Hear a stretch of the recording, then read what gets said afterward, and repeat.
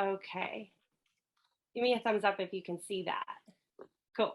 Thank you. All right. Thank you for that warm welcome, Lisa. And I am certainly really excited. So let's just dive in. I'd like to start with a few workshop reminders for today. First, please mute your microphone at all times and unless you're sharing in a breakout room. So there will be a chance to unmute and practice with my machine in the breakout rooms. But during the whole meeting, we're going to, I'd ask that you stay on mute and please direct your questions to the chat. And Ross is going to be moderating the chat and he will interrupt me at a good time with any of your questions. So secondly, Zoom reaction buttons are welcome to cheer me on and just let me know what you're thinking and how it's going for you. So actually in light of that or honor of that, we're going to start out with a little game of Zoom Says. This is an idea I'm taking from a wonderful presenter that we had, Mahal Burr. And I'm going to stop share so we can all practice our Zoom buttons. So if you go to the corner of your view and select grid view or gallery view, then you'll be able to see more people. And so give me a thumbs and then, down below, there's a reactions button. And if you can find that, sometimes if you're on a phone or a tablet, it might be you have to do a ... and press that. But once you find it, give me a little thumbs up. Cool. And then your reactions will disappear shortly after. So first thing, Zoom says, put a celebration symbol in the corner if you are dyslexic. Awesome. Welcome, fellow dyslexics. Zoom says, put a heart symbol in the corner if you have a loved one who is dyslexic.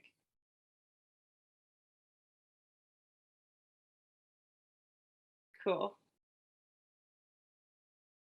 Awesome. Zoom says, put a thumbs up if you help others learn to read, write, or spell.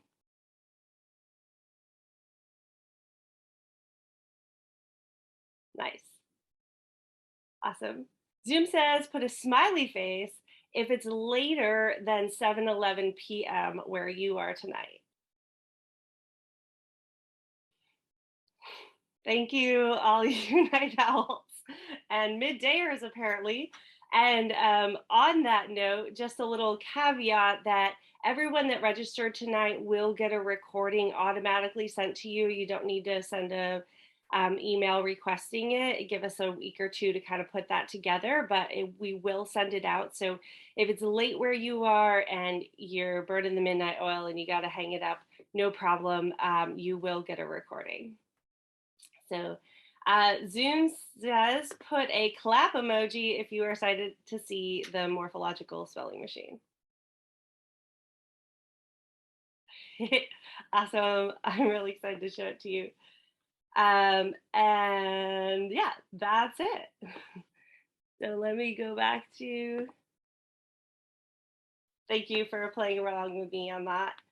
And the last norm is please don't screenshot any of the images, copyrighted images of the spelling machine. I will have these for purchase on my website. It's $25, really reasonable, but please respect the copyrighted images. So that's all. So before we get started in the machine, I want to tell you a little bit more about me. I was tested in first grade and found to have, I was tested for a learning disability.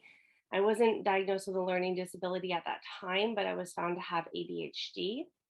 And all through my schooling, my mom was my spell checker. On any assignment I had to do, I was constantly asking my mom how to spell whatever it is I needed to spell. Fortunately and unfortunately, my mom didn't move to college with me. So my roommate acquired that job of being my spell checker. And it wasn't too long into my first semester when I learned that I went to college and I played softball there. And she was telling my peers that I was a dumb jock and I didn't know how to spell and I didn't belong there. And, she was wrong about that. And she probably didn't know much about dyslexia. And I didn't know much about dyslexia at that time either. But I did graduate and went on and became a special education teacher. And during my time teaching, I continue to encounter students just like me. And it wasn't until my 30s when I went away for a week and learned how to look for the warning signs of dyslexia and learn about what a learner looks like, that I figured out I could check out all those boxes for myself and that I was dyslexic. And once I learned that, it was like the puzzle pieces just fell together and things made a lot more sense. I felt a lot of relief knowing that about myself. So when I put this story up on my website, my friends and family have told me, don't share these things about yourself. They'll impact your validity. And instead tell them the positive things like you're a national board certified teacher or that you earned your master's degree from Columbia University. And while all those humble brags are true, I think that the story that's on the screen is what gives me the most validity, because too many people have no idea what it's like to be dyslexic are speaking on behalf of dyslexics for our educational needs. And dyslexics need a main stage if we're going to help our future generations. So I'm really honored that you and my fellow board members at Decoding Dyslexia Oregon are giving me one of those today. So thank you. So first and foremost, it's loading. Come on. When it comes to making this resource, it's really important to know that I am dyslexic. I know what it's like when an incomplete picture is given to us, and we've been beaten down by a school system that is not designed for us. And when reading or spelling doesn't make sense, the first person we blame is ourselves. The first time I was able to see the big picture of morphology, my first reaction was, you mean I'm not stupid? So let me tell you a little bit more of what I mean. Fry conducted a study in 2004 where he reviewed 17,310 words through the lens of phonology as the primary consideration. And he found that around 50% of words were predictable by sound symbol patterns. They could be explained by phonology only. Another 36% of words were predictable by those same patterns, but with one exception. And I'm here to argue that exceptions don't count as scientific evidence. Another 10% of words were predictable based on morphology or word origin. And then he put 4% of words in the other category. 50% of words is not the big picture. It's half the picture. Teaching that phonology is the primary constraint of English orthography does not provide a big picture understanding. So what if Fry sorted his data through a different lens?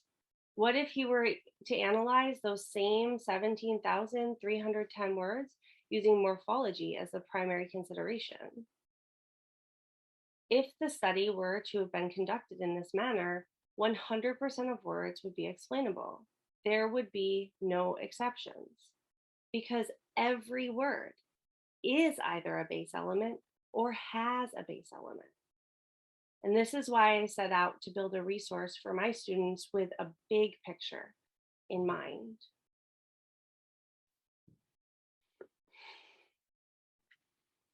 So you might have noticed that I call my design the morphological spelling machine. So what are morphemes? Gina Cook tells us that morphemes are the minimal unit in the system of spelling. There are 4 types of morphemes: base elements, prefixes, connecting vowel letters, and suffixes. And you'll see a spot for each type of morpheme in the design of my machine. So why focus on morphemes? Because morphemes are the primary consideration of English orthography. Think about it. Why is the word sign spelled with a G? Because it's in the same morphological family as signal and signature. Why is does spelled with an O? Because the base is do. I have found that morphology is the best place to start with students because it's the big picture. After having a good grasp of that big picture, they'll have a foundation to build those finer details from. Don't get me wrong, phonology is very important. Morgan, I'm sorry to interrupt. I just want to make sure that we're seeing the slides that you're referencing. We're still on the Y morpheme slide. Is that correct? That is correct. Sorry. Okay, sorry. No. Oh, I should unmute. So don't get me wrong, phonology here, number 3 on the slide, is very important, right? It's one of the 3 competing constraints. So students need to learn their graphemes and their associated default phonemes as well as non-default phonemes. And this resource will not provide you with everything you need to know about English orthography. It doesn't teach about phonology, and it teaches very little about etymology. But what it will do is give students a strong foundation to build from. So I'm done with that whole rant, sorry. So I want to pause and give some shout outs to some people who deserve some recognition. First off, my students were the inspiration for this project. And one student in particular, Addie. When I first met Addie, she still had a spark and an undying curiosity, even though some parts of school had been really hard for her. I'm getting teary-eyed because I don't think she truly knows how special that is, but I do. And after meeting her, I was so inspired to dream up a way of teaching morphology that was inquisitive and fun. And this is where the spelling machine was born. Many of my other students, Miles and Carter, took my ideas and made their own designs in Canva. And other students like Sierra and David helped me test out the prototype and add in additional features. I'm not going to show you my original design because this is a professional presentation, but my graphic designer, Ella Tantu, an extremely talented graphic designer, took what looked like children's drawings, which were my drawings, and turned them into this gorgeous design.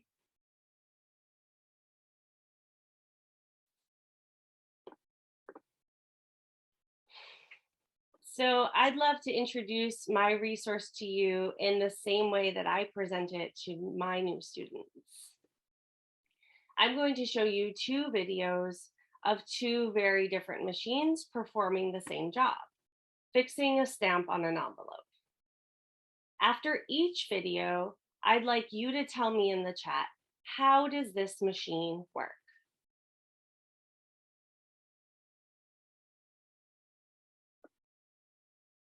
So I'm going to play this video for about a minute. And during that time, I'd like you to type in the chat your hypothesis for how this machine works.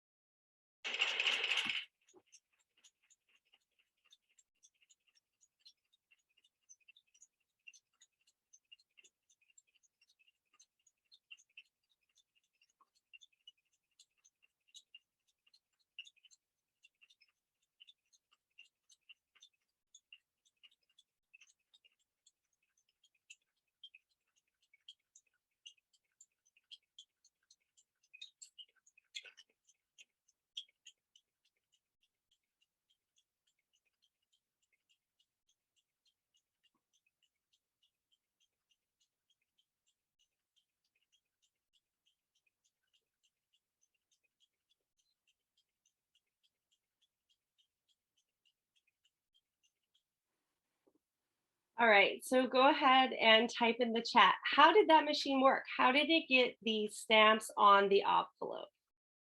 On the envelope. And Ross is going to read these out for me, give you a change of pace.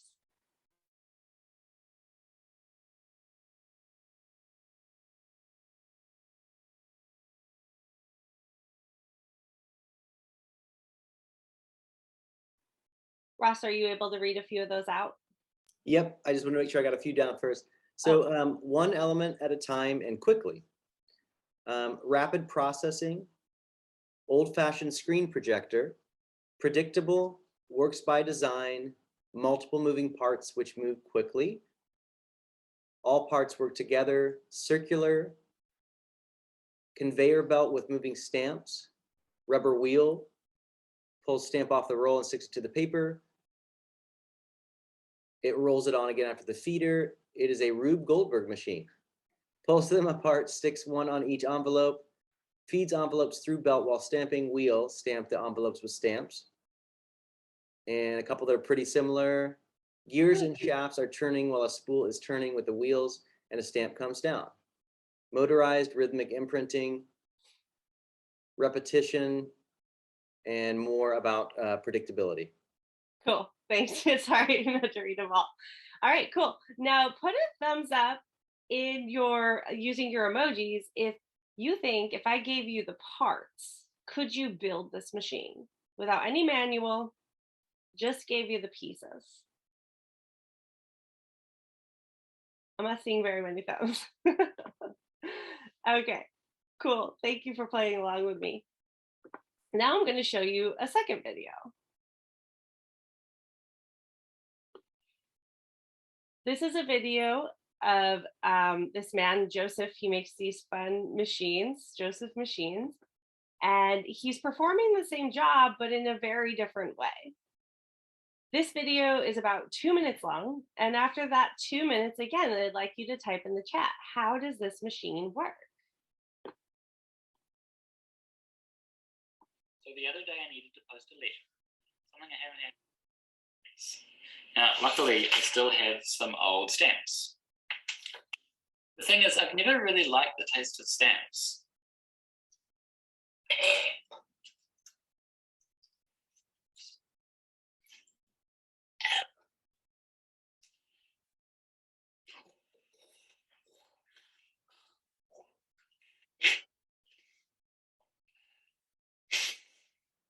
So I tried using tap water.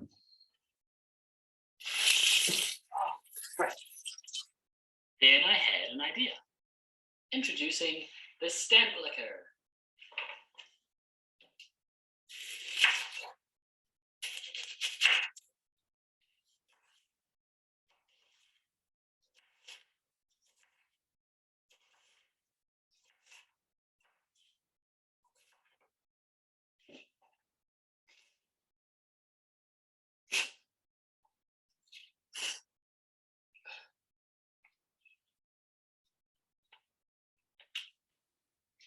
And I made this for the envelope.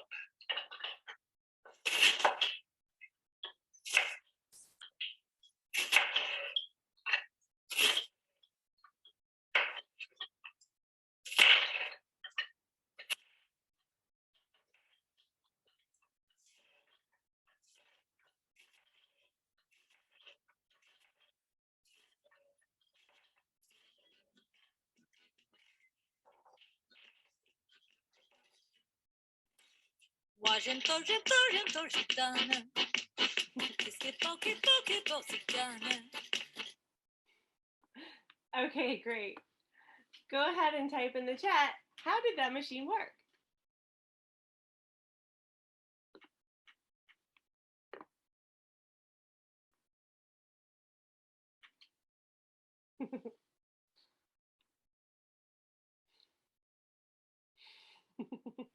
Using all resources, tears, labor and pain, onions, sweat and tears, bit by bit, trial and error, sequentially, one step at a time, chop onions, then cry, then on the stamp, and then on the letter.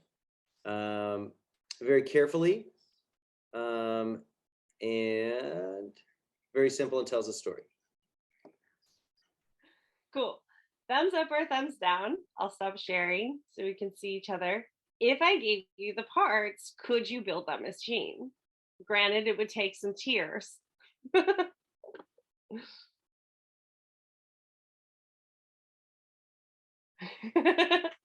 Only a few of us say no, but most of us may be willing to give it a try.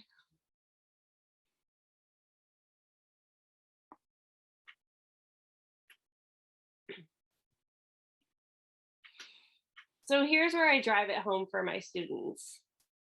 I once thought spelling was like the first machine. It felt really complex, and I was at a loss for how it worked. It also felt like all of the good spellers understood it, like they had the manual and I didn't. So without further ado, I'm going to take you to an app on my iPad called the Paper app, where I have embedded a photo from the PDF for my design. And I'm going to show you how to interact with the morphological spelling machine.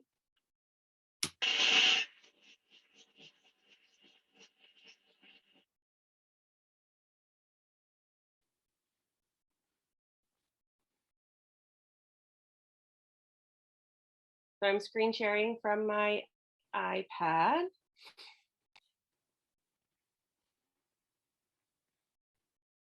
And here's what the icon looks like, paper. It says paper on it.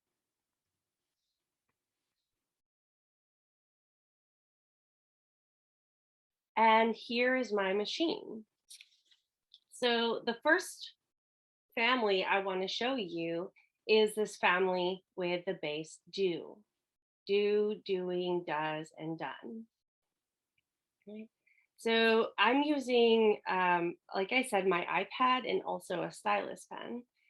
And I really like using it with this app because you're able to move the pieces around. So you can see here that the first part of my machine are the morphemes. We've got base elements, prefixes. CVL stands for connecting vowel letters, and suffixes.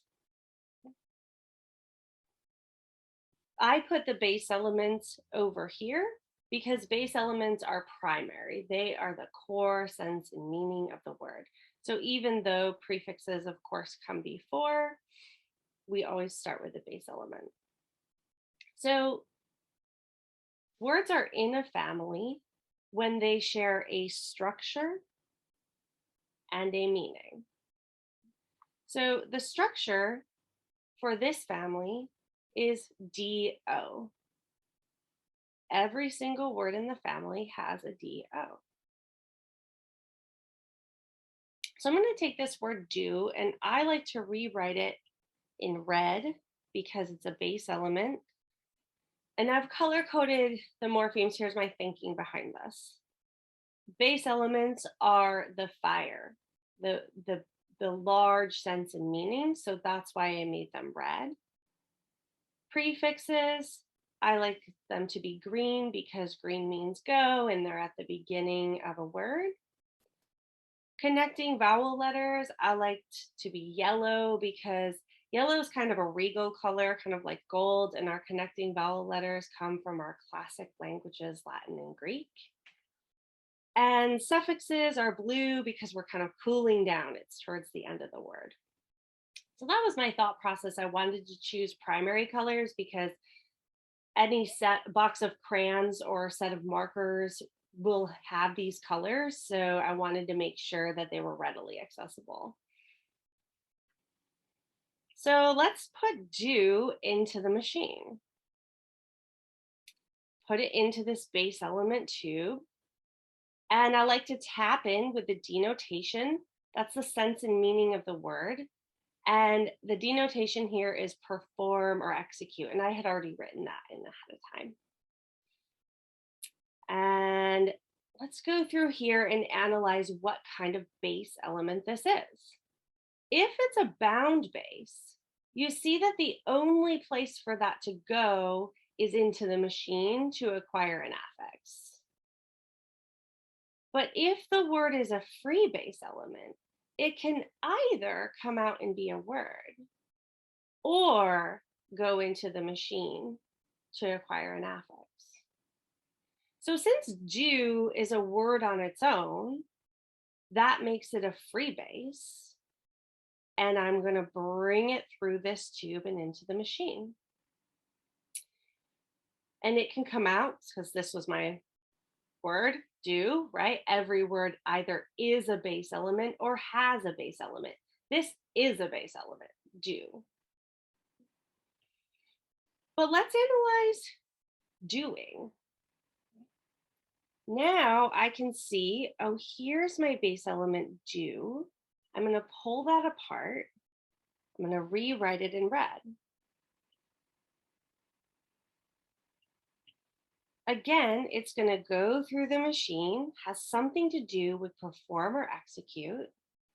It's a free base, so it goes into the free base too, but we're going to add an affix this time. Now we have to analyze ing. What kind of affix is that? Well, it came after the base, and connecting vowel letters are only one single letter. So it's got to be a suffix. So I'm going to erase and write it in blue just to support that cognitive load, and bring it down through the suffixing tube. Now we have doing, and it can come out, no changes needed. Now let's look at a word like does. All right, I have the same base, do, or I could even spell it, D-O. I'm going to rewrite it in red, bring it through. It's a free base. Now I'm going to add the suffix es.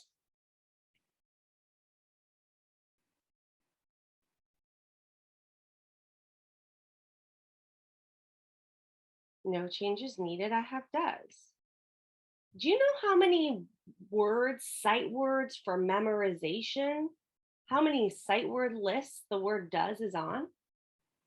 It's completely explainable, right? The pronunciation doesn't line up. Notice that that's not what's required for a word to be in the morphological family, right? It just shares a structure. It shares a meaning. I do my hair. Morgan does her hair. You can see it has the same sense and meaning. Same thing with the word done. It's on all those sight words that you have to memorize. It's easily explainable. It's got the base do. I'm going to rewrite that in red.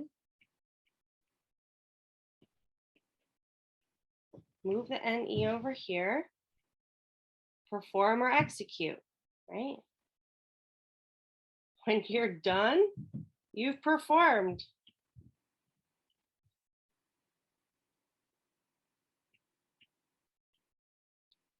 Put the suffix through here. Come out. And you've got a word. I'm going to stop, Ross. Are there any questions about this part?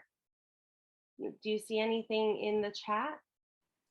No questions yet, but some good predictions on what we might work out on in the breakout rooms. Cool. Great.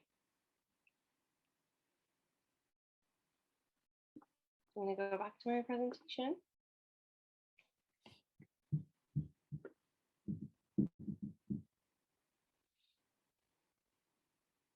So now it's your turn to try. So this isn't a program at all, right? This is a resource and an understanding. And so you could bring this understanding to whatever program that you are using, right? But you have to bring an an inquisitive and scholarly mind, right, to whatever program you're using, because a lot of programs will misrepresent morphemes. So at that point, I mean, I found that it's a really great way to show your students, hey, we don't just take everything at face value, right? We can ask questions and see, does that make sense, and investigate things for ourselves.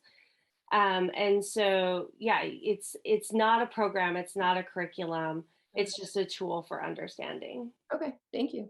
Yeah. And then Sarah, did you want to share your question with Morgan?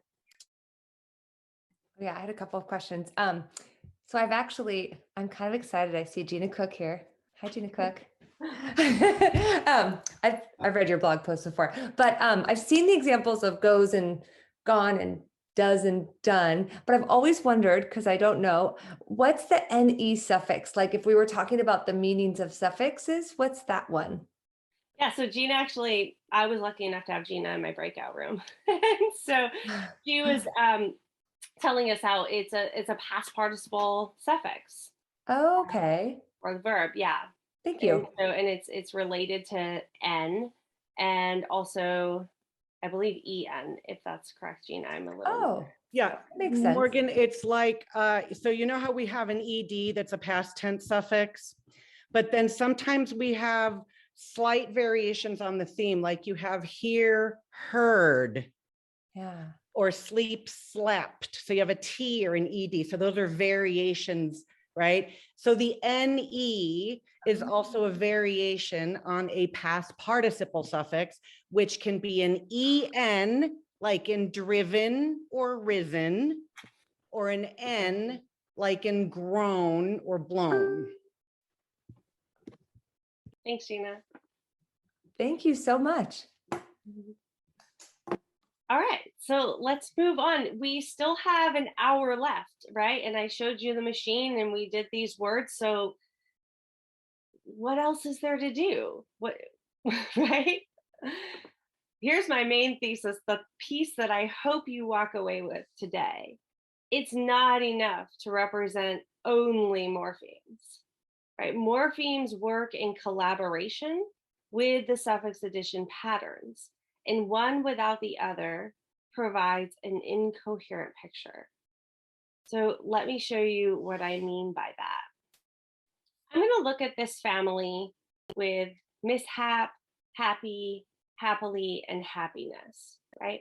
And I'm going to show you when I don't, I'm going to show you or demonstrate how you can get stuck when you are only considering morphemes and not considering the suffix addition patterns as well. Okay. So the first one I'm going to misanalyze, and then I'm going to show you the correct analysis, okay? So if I'm only considering morphemes, first I've got mishap, right? And I'm looking at the family, the structure and the meaning that they all have in common is this HAP. Okay?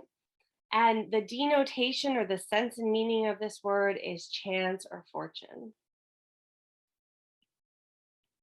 So I'm going to take this HAP base element, rewrite it in red,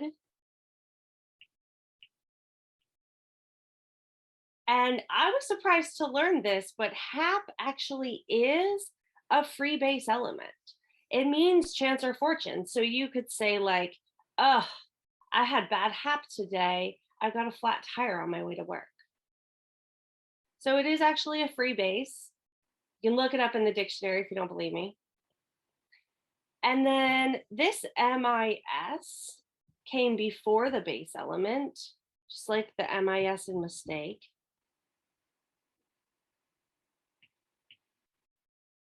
So it goes through a prefix. We can come out when we get mishap. No problems there. But now let's look at happy. Oh, now I don't have an HAP base, so I can't really account for that P. I've seen a Y on its own, like in the word silly. right? Or funny, but then that's an NY. Huh, that's weird. Okay. So I guess I'm going to take the Y. I know that's a suffix. So I guess that there's another base, HAP. I'm sorry, HAPP.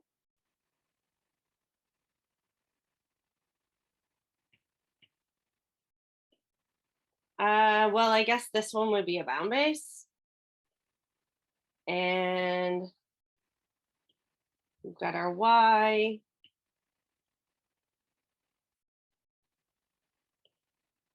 Comes out. And now we've got two different bases. We've got HAP and HAPP that I'm going to have to remember. I'm not quite sure when to use the other. All right, let's move on to happily. Okay, so again, we've got this HAPP, right? And I guess we have this ILY. That's kind of weird because I've seen just an LY like in the word friendly, and there's not an I there. So I guess I have to remember that there's an ILY and an LY. It's kind of a bummer. Right. So HAPP, ILY. I guess that's a bound base. The suffix will come out. All right, and last but not least, happiness. Sorry, there's a bit of a lag. There's that same HAPP. So I'll rewrite that in red. And then INESS, but that's weird because I've seen just an NESS like in kindness. But I guess maybe I'll have to remember that there's an INESS as well. So there's a suffix. I can rewrite it in blue.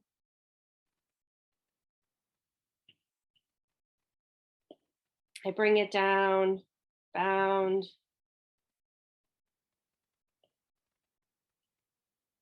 All right. So you can see how things kind of got wonky and didn't really align or make much sense. So that's when we only analyze morphemes. But let's look at this same family with my full design, which has all the suffix addition patterns. And now let me show you how I would address this family. Let's start again with mishap. Mishap would be the same. So I'm just, for time's sake, I'm not going to recolor. That's a free base. MIS is a prefix. And this could come out through the same tube that says no changes needed on the tube. But now let's look at happy. So now I can see that my base is HAP just like it was in mishap. And there's room to account for the other P. I know that Y is the suffix, like in silly or funny.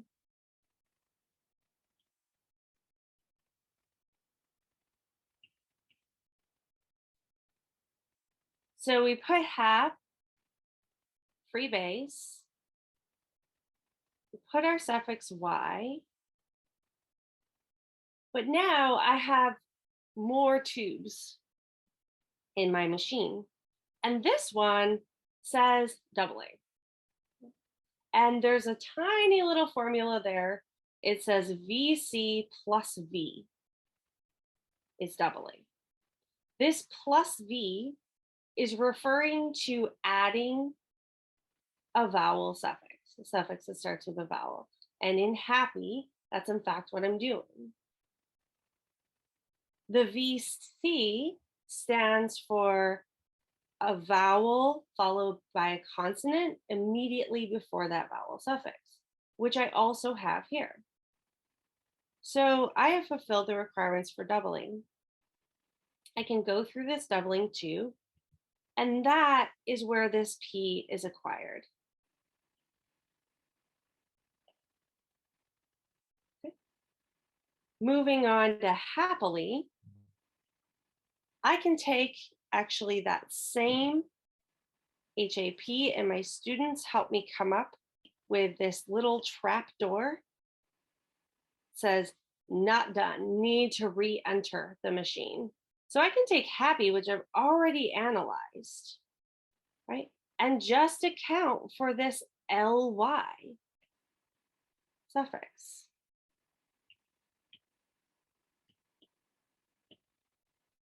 Put it here. It goes down the suffix tube. But this, of course, is not how we spell happily, right? So what's happening here is we've got a word, this tube right here, says words with a single Y in the middle. And that's what we have here with happily. So it's got to go through this tube. Now there's an offshoot for Greek words because Greek words can have a single Y in the middle. Side note that Greek words will have a medial Y, medial to the morpheme, but I found that a lot of my students had a hard time seeing that. So I added the offshoot, and it's just a nice way to bring in some etymology. And that this is a non-Greek word, so it's got to go up through this tube. And then there's this little toggle switch. So I like to sometimes just cross out the switch and redraw it here, because in English, when we can't use a Y, we use an I. And when we can't use an I, we use a Y. And that's what's happening with happily, is that the Y is toggling to an I.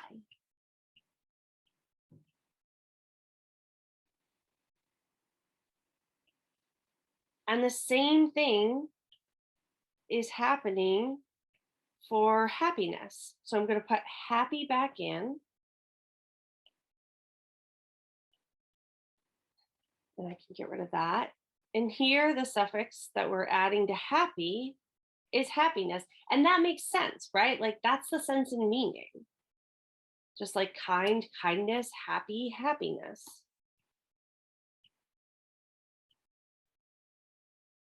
NESS goes through here. We've got a word with a single Y in the middle. It's not Greek. The Y toggles to an I, and we could rewrite it and make it look nice. So that's how you would use the full machine. I'm gonna go back to the presentation. We got a couple questions, Morgan. Is this an okay time? Yeah. I know, Stacy, you've had your hand up for a while. Did you have a question?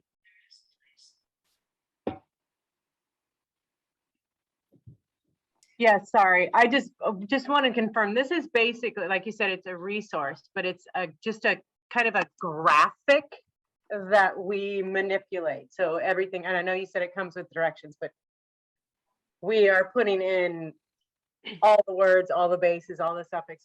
We do all of it, and we do all the manipulation. It's basically just this really cool graphic. Well, thank you. Yeah, so in my resource, that's a PDF on my website. I explain in detail all of the suffixing addition patterns. I also provide some word families to get started with, and then additional resources. But yeah, I mean, you got to bring your brain to the party. You know, you're the one that's analyzing these word families and seeing how they align. So yeah, I mean, it's a resource. This is not the end of the picture, right? There's a lot more work to be done. Thank you. Does that answer your question? Yes, thank you. Dana, I see your question about like toggling Y to I. We're gonna, after this, we're gonna go through each of the suffix addition patterns in detail. So if you could table that and we'll get there.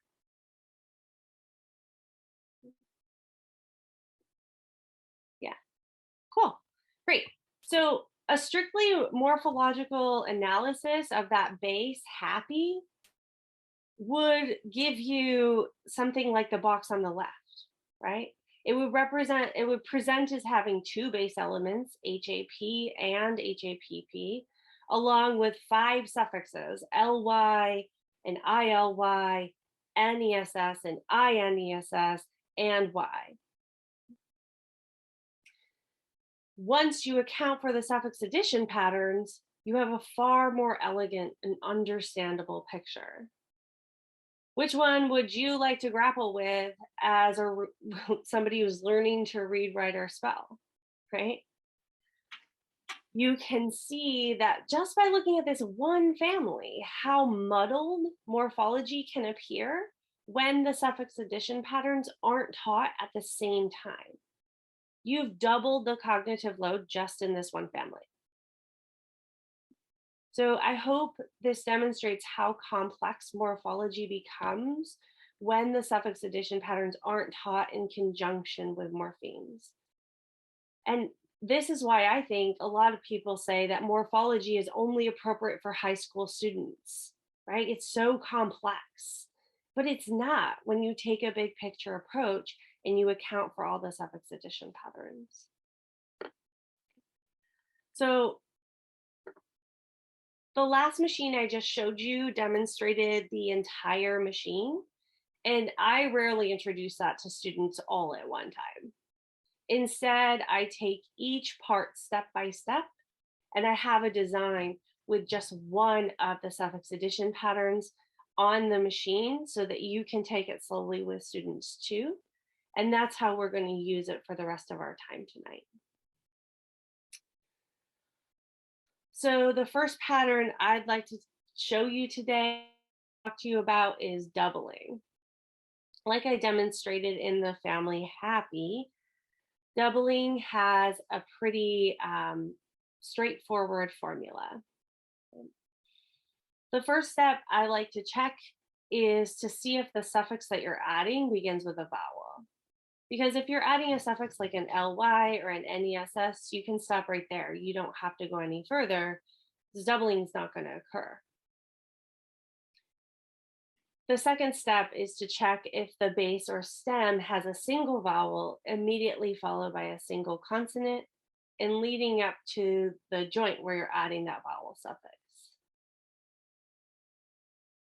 So let me show you that version of my machine that just shows the doubling.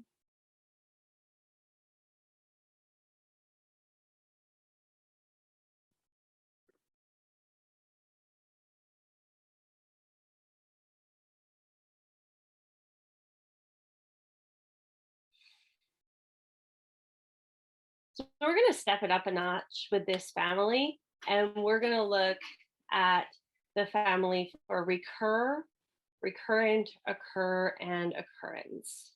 Okay, go ahead and type in the chat. What do you think the base is? What is the structure and that all of these words have in common? Seeing a lot of people say CUR.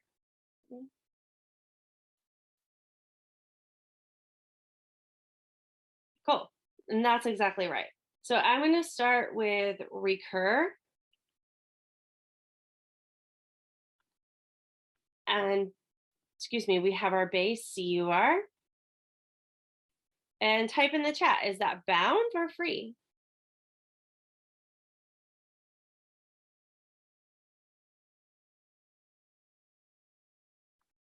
Good, I'm seeing people say bound. Can't come out and be a word. It's gotta go through the machine and acquire an affix. Okay. And how about RE? Is that a prefix, a connecting vowel letter, or a suffix? Nice. I'm hearing people say prefix or seeing it. Oops. And now I'm writing PRE for prefix. All right.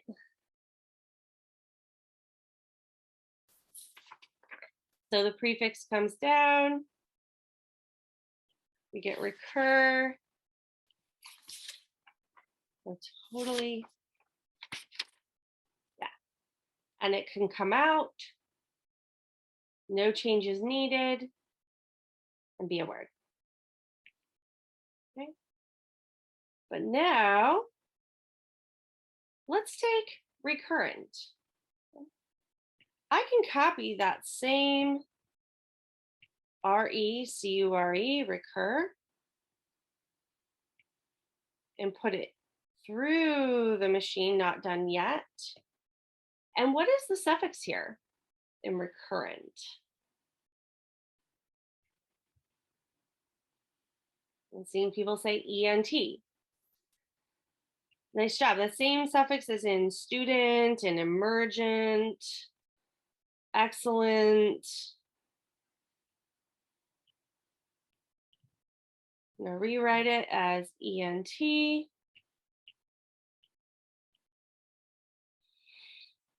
Go down through the suffix tube, right? But now I have to consider, because I'm adding a suffix, I have to consider the suffix addition patterns. So first off, am I adding a suffix that starts with a vowel? Thumbs up if I am. Yeah. Do I have a single vowel and single consonant immediately before that vowel suffix? Thumbs up or thumbs down. Yeah. Okay. So I go through. Whoops. And the R gets doubled. Now there's more to doubling in a polysyllabic word, and I talk about that in my resource, but it's beyond the scope of tonight's talk. So recurrent, it's doubled because the stress is on that syllable. And there you go. Let's look at occur. Again, the base, the C-U-R.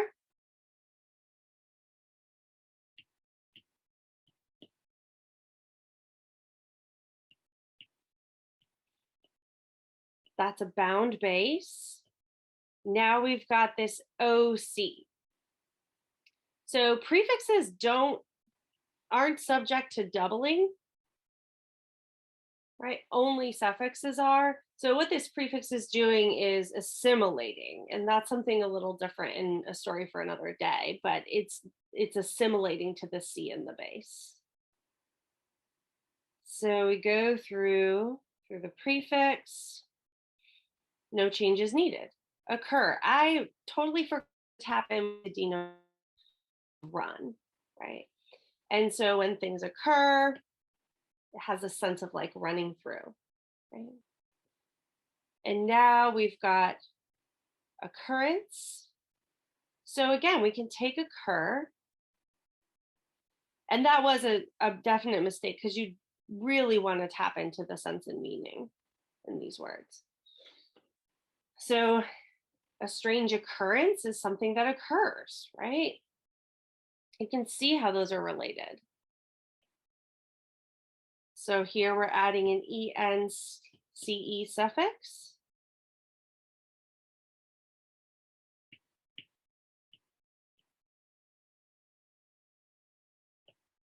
And again, are we adding a suffix that starts with a vowel? Thumbs up. We are. Yes, we are. E is a vowel. You can have your students tell you what are the vowels: A, E, I, O, U, usually Y. Oh yeah, E is a vowel, right? Leading up to that vowel suffix, do we have a single vowel, single consonant immediately before the suffix, the vowel suffix? Yes, we do.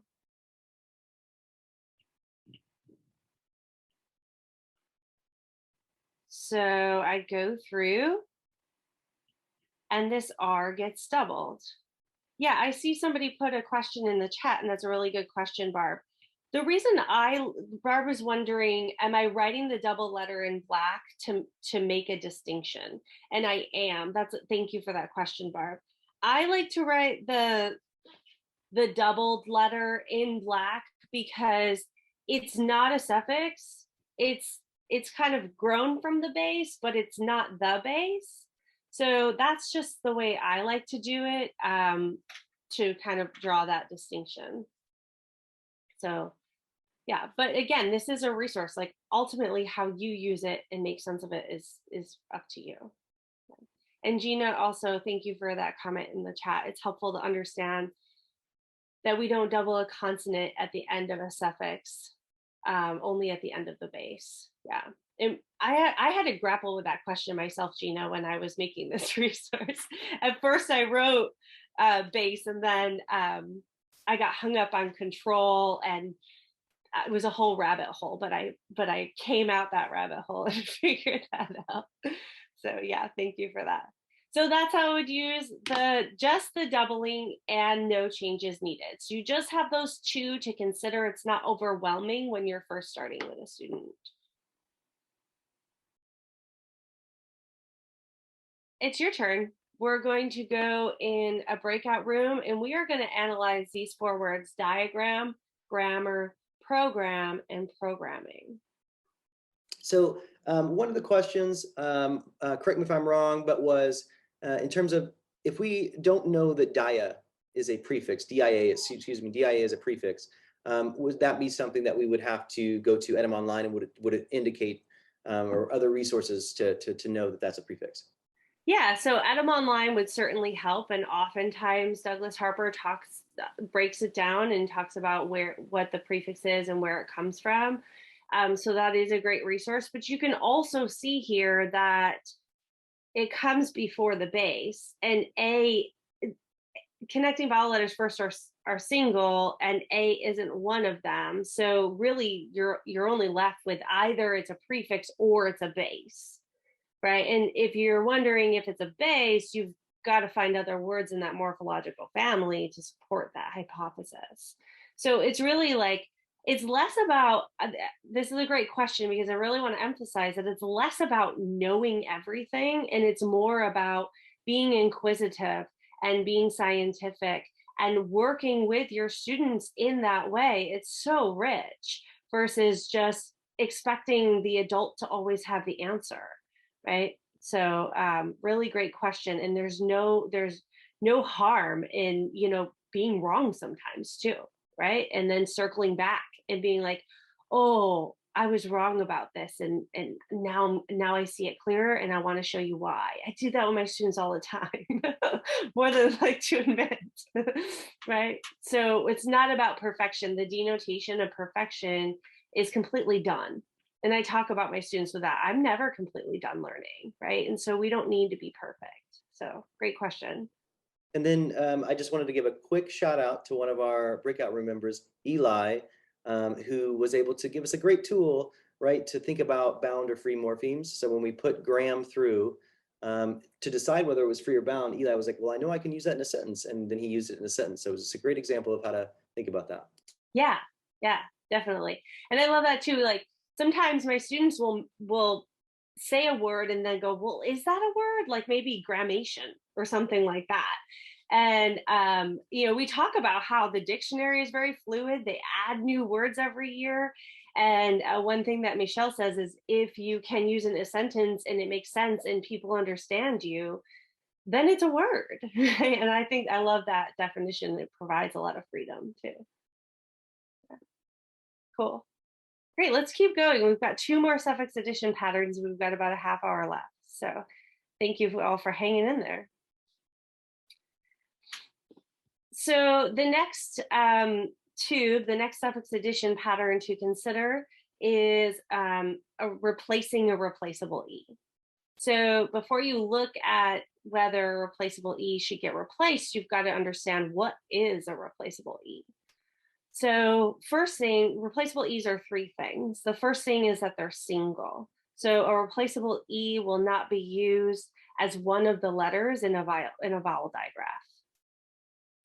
Secondly, it's final. So it will be final to a morpheme, either a base element or a suffix. And last, it's non-syllabic. So it'll be silent. It won't add or produce a syllable. So I find in this case, it's helpful to see a non-example. So like the E at the end of the word recipe, right?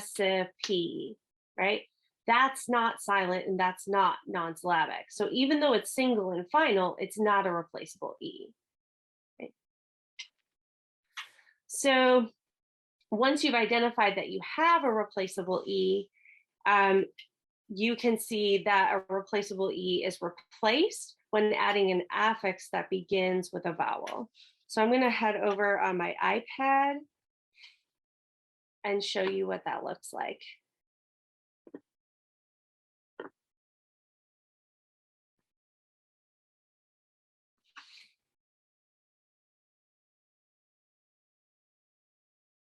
And while I'm sharing, Gina said that matrix books and things are great resources for knowing what's a prefix and a suffix. And I heavily relied on those when I first started. And I have Gina's right here in front of me. Hers had gram. That's where I was using that from. And I will, this is on my last slide, so you'll have that. And this one comes from Emily's cards, Truer Words, with these matrices. So those are really great resources when you're first starting out. And I'll link those resources at the end too. So this family is the Muse family, and it has a denotation of music or song. And write in the chat, what do you think that the base is?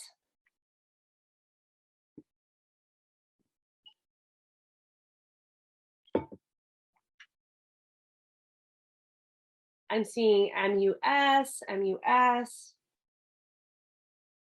All right, cool. So let's think about that hypothesis of the base MUS, and let's go with the word muse, right? Okay, so if the base is in fact MUS, I guess that would be a bound base. And this E would have to be a suffix, but there's a problem with that. That E is not producing a sound, right? This word is in muse, right? And so you're not going to have a suffix, a single E suffix that's not producing a sound. So that's not actually what's going on with this word. This is the base element, MUSE. And as we go through, you'll be able to see that that E can get replaced. So let me show you.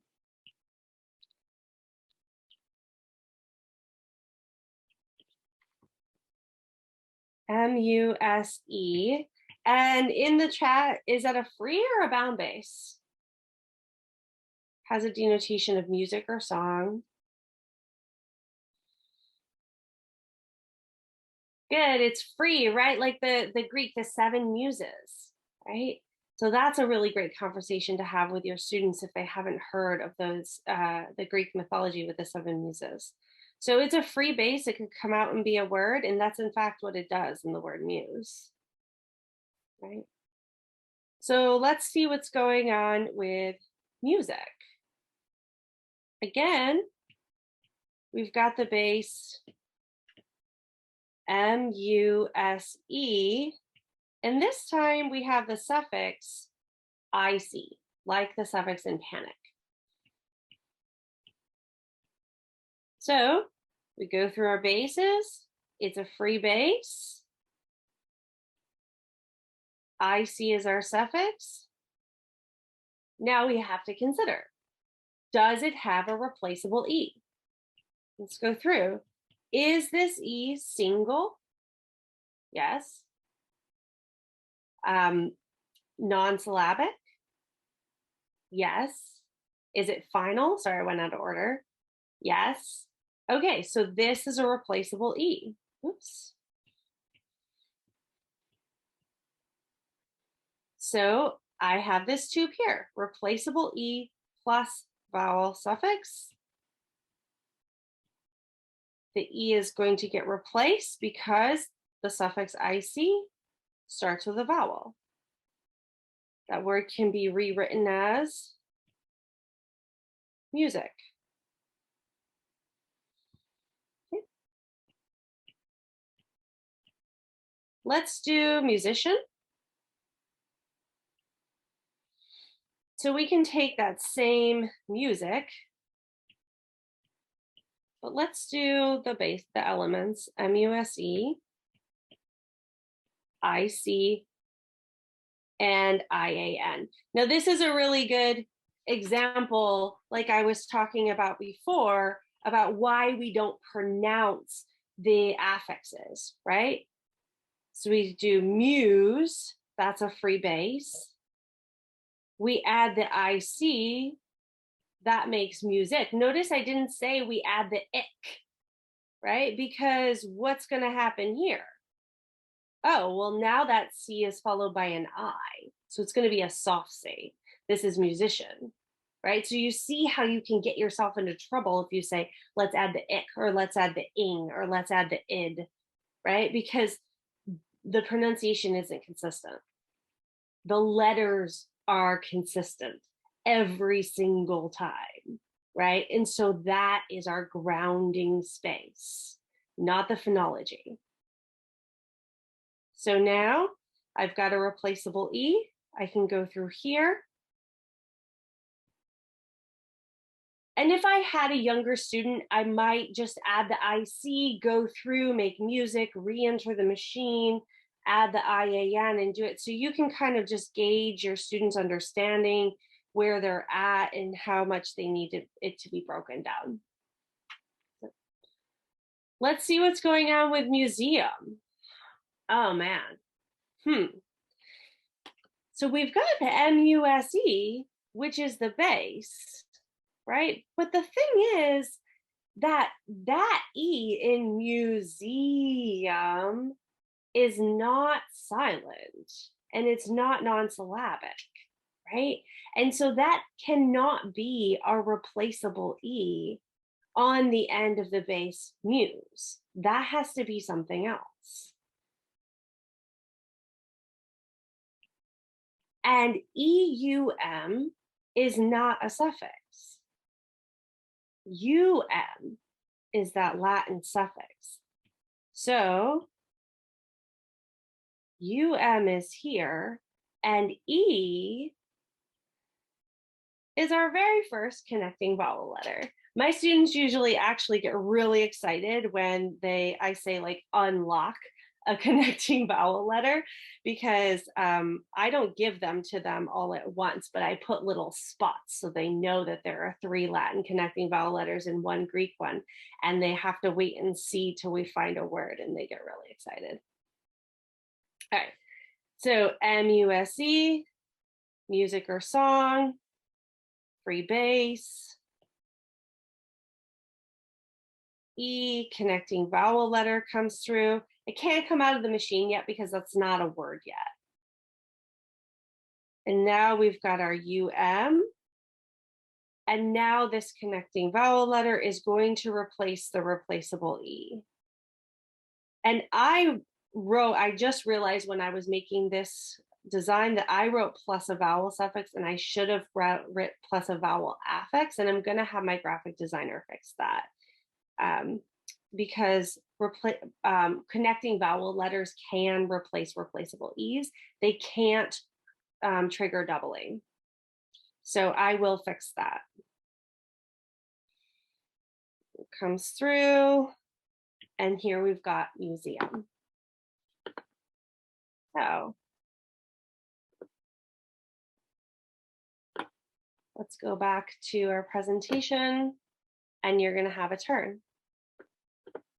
All right, so as I mentioned before, in English, when we can't use a Y, we use an I, and when we can't use an I, we use a Y. So the usage of a single final Y and I go back and forth like a teeter-totter. But there are a few good reasons when toggling does not take place. So you might have noticed that I call these this, or not just me, but that I've called these the suffix addition patterns, not the suffix addition rules. So there's very intentional reason behind this. And this is a really good example, right? That there's sometimes a good reason for these patterns to not occur. So 3 main reasons that a Y wouldn't toggle to an I. First is to avoid having 2 I's in a row. That's why for words like babying or denying, we'll keep the single Y. Secondly, compound words aren't subject to doubling, and not actually subject to, I'm sorry, I lost my picture. Compound words aren't subject to any of the suffix addition patterns. And this is done so that the original sense and meaning of each free base in a compound can remain clear. So words like anyone or crybaby will not toggle. And lastly, as I mentioned before, a single medial Y is a characteristic of a Greek word. And this one's a bit different, like I said before, because Greek words will have a Y that's in the middle of the morpheme, like in the base myth. However, I like to add the Greek word offshoot to just have a little bit of etymology in there and help some students have a hard time seeing that that Y is in the middle of a morpheme or at the end of a morpheme. So I've built that into my design. So let's head over to my iPad. I'm conscious of time, so I'm going to go quick. But I want to show you this toggle Y to I.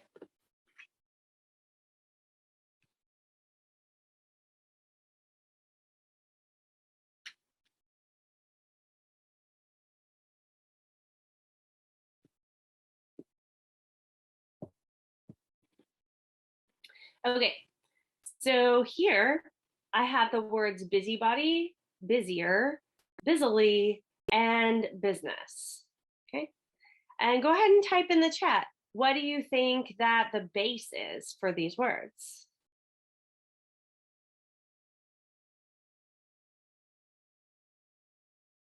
Good, I'm getting some people say busy, and we can see it right here in the word busybody. So first I'll start with busy. Gonna rewrite it in red. Rewrite body in red. And is busy free or bound? Oh, sorry. Free. Good. And it has the denotation of anxious, which I love. Like, oh, she's such a busybody. You know, my ADHD self could be described as that sometimes. Right? Its body is also a free base and comes out no changes needed. Like I said, compound words are always going to be no changes needed. Right? But what if we say busier? Man, it was even busier today at the shop than it was yesterday, right? So we've got this BUSI, but that's not the free base busy. That I was a Y. And then we have the suffix ER. So it comes through, it's a free base, gets the ER suffix, but now we have a word with a single Y in the middle. So we go through, it's not a Greek word. That Y has to toggle to an I. If you instead had taught students, oh, that's an IER suffix, you completely lose the sense and meaning of the base busy, right? Which is clearly connected. Busy, busier, busiest, right? Those are comparative and superlative adjectives. So by taking off that I, you're completely messing with the meaning. So let's do business as our last one, just in the interest of time. Again, the base BUSI. Toggling Y to I is the only suffix addition pattern that doesn't require you to have a suffix that starts with a vowel. So NESS can also make that Y toggle, right? You have a business. I love that the denotation is anxious. Man, I can feel that sometimes. The freebase, right? Keeping busy, NESS, and that's going to toggle. That Y is going to toggle to an I. That one was so cool when I saw that busy was the base in business. I'm sorry, that busy was the base in business. I just think that one's really awesome. All right, so let's head back.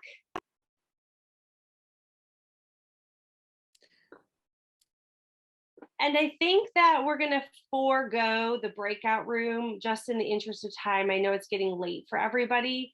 So we were going to do the word pry. And I just love to just say quickly that this one is so awesome because of the homophones. So you would get PR, that Y would toggle to an I, and then add your ED for the word pride. Like, man, she pried herself right into our conversation, right? And I love that the morpheme, the base, is going to show that sense and meaning versus pride, like she takes pride in her work, right? So you don't have to memorize which one is which. If you know the sense and meaning, it's right there for you. So I really love this family. I wish we had time, but I'm sorry I was running over. So I'm gonna go to our last slide. We've covered so many concepts in tonight's talk, and it was really important for me to show you each individual part. And I hope you get a chance to try out the whole machine with each part working in tandem. So I hope you'll consider heading over to my website to purchase this resource. Here's the QR code right here, or my website's readingdifferently.com. In the resource, like I said before, I offer a PDF of each of the designs that I showed you tonight, a detailed description of the 3 suffix addition patterns, and also some suggestions for word families and a list of additional further resources. And yeah, also in tonight's talk, I use Emily O'Connor's Truer Words cards, and they're right here. That's what they look like. And you can head over to advantagemathclinic.com and get those. They're really helpful when working with a machine. I use them every day in my teaching.